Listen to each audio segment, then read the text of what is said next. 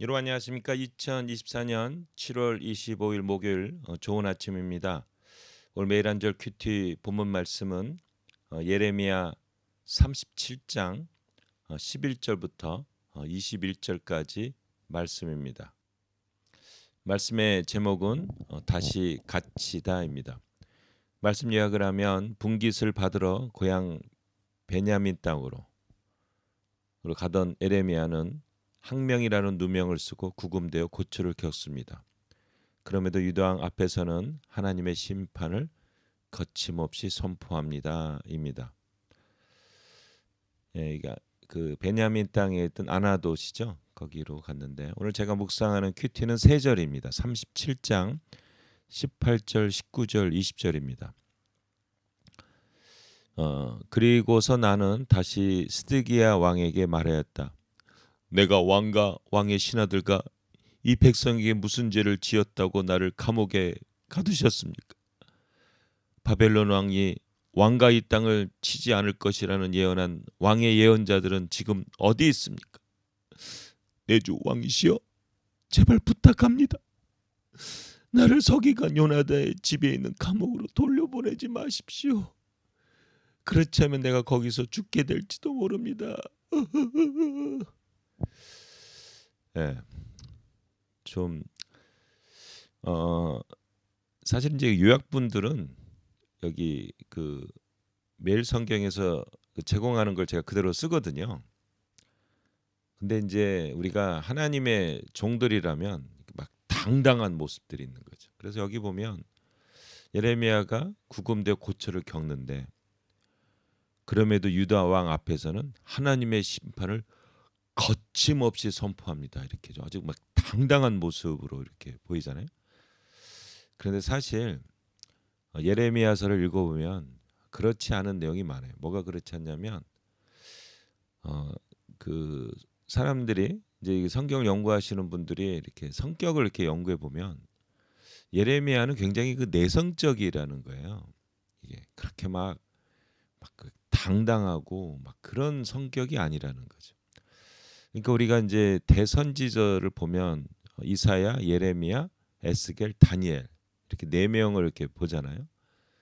그러니까 이사야는 어, 감정이 전혀 나와 있지를 않아요.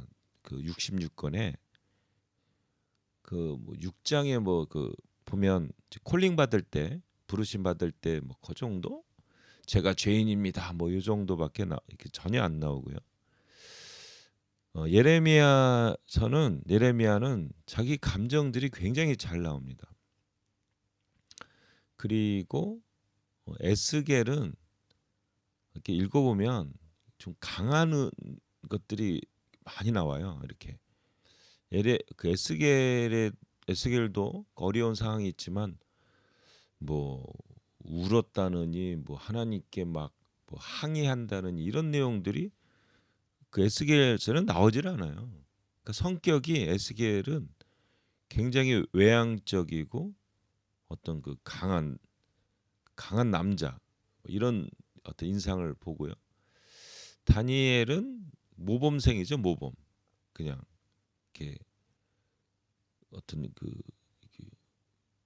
보면은 꼭 그 금수저 인생처럼 그 모범생적인 어떤 이런 그리고 늘 출세 가도를 이렇게 달리고 왕조가 바뀌어도 계속 정치가로서 이렇게 남아 있고 또 이렇게 우대받고 그런 이제 성격들이 보이거든요. 근데 이 에레미야는 보면은 막 나는 어린아이다고 말도 못한다고 그러고 근데 오늘도 이렇게 보시면 여기 그 37장 20절에 보시면 이거 보세요. 제가 이제 약간 좀 연극처럼 했는데 내 주 왕이시여 제발 부탁합니다. 나를 서기관 요나단의 집에 있는 감옥으로 돌려보내지 마십시오. 그러, 그러면 내가 거기서 죽을 것 같아. 너무 추워요. 제발 돌려보내지 마세요. 이렇게 막 그 시드기야 왕에게 그렇게 막 그렇게 한 거예요. 그래서 시드기야 왕이 불쌍해서 거기서 이렇게 빼내어 가지고 그 시우대 뜰에 갇히게 됐다는 내용이 바로 여기에 나오는 내용이에요.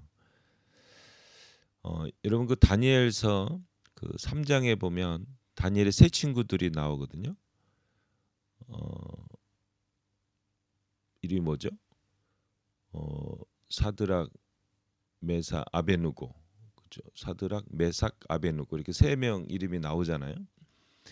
근데 이제 그 3장에 보면은 그 느부갓네살이 그 금신상을 막 세우잖아요. 그래서 거기에 이제 막 절을 안 하면은 그 막 뜨거운 불 속에 이렇게 이제 죽인다고 하는데 3장 읽어보면은 그 세 친구가 당당하게 우리 하나님이 우리를 구원해 주실 것이다. 그런데 3장 18절에 보시면 비록 하나님이 우리를 구해내지 않으실지라도 우리는 왕의 신들을 섬기지 않을 것이며 또 왕이 세우신 금심상에게 절하지도 않을 것이니 왕이시여 그런 줄 아십시오.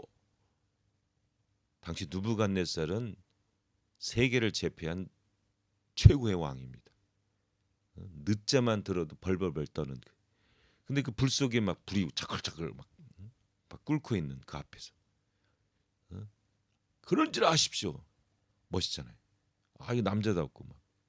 근데 에레미야는 뭐예요? 제발 저를 살려주세요. 부탁해요. 거기 가면 죽을 것 같대요. 제발 왕이시여. 좀 이렇게 좀 창피하지 않아요? 이렇게 어떻게 그냥 당당하게 그런 줄 아십시오. 뭐 이렇게 해야 되는데 살려주세요. 이렇게. 여러분들은 어디에 마음이 더 많이 가십니까? 그 다니엘 세 친구 같은 그 당당함에 우와 위인전에만 나올 만한 일들이죠. 저는 사실 예레미야가 더 마음에 많이 이게 인간적인 모습이죠. 그 추워 죽겠는데 덜덜덜 떨고 근데 그 서기관 그 요나단이 또 얼마나 또 흉악하게 얘기했겠어요. 근데 중요한 포인트는 뭐냐면 예레미야가 그러한 두려움과 어려움과 막 죽음에 대한 공포 이런 속에 있음에도 불구하고 하나님의 메시지를 가감없이 정확하게 증거했다라는 점에 저는 점수를 더 줍니다. 우리가 다 연약하고 힘들죠. 완벽한 사람이 없잖아요. 그렇지만 그럼에도 불구하고 하나님이 주신 사명을 끝까지 감당하는 예레미야의 절대적인 순종. 이게 우리의 모습이 되어야 된다고 생각합니다. 다 연약하고 힘들고 다 저도 속이 좁고 마음이 여리고 그럼에도 불구하고 끝까지 사명을 감당하는 예레미야의 그 순종, 그 내면 전 여기에 더 점수를 많이 주겠습니다.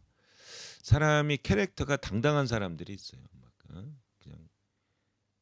그냥 뭐 10명이 막 달려들어도 그냥 팡팡팡 막 이렇게 그냥 멋있잖아요. 근데 이제 깡패들 오면은 막 돈 여기 있으니까 가져가세요. 막 이렇게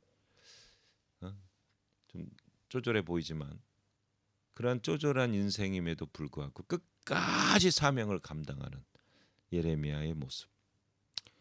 왕이시여 이 땅을 치지 않을 것이라고 예언한 왕의 예언자들은 지금 어디 있습니까?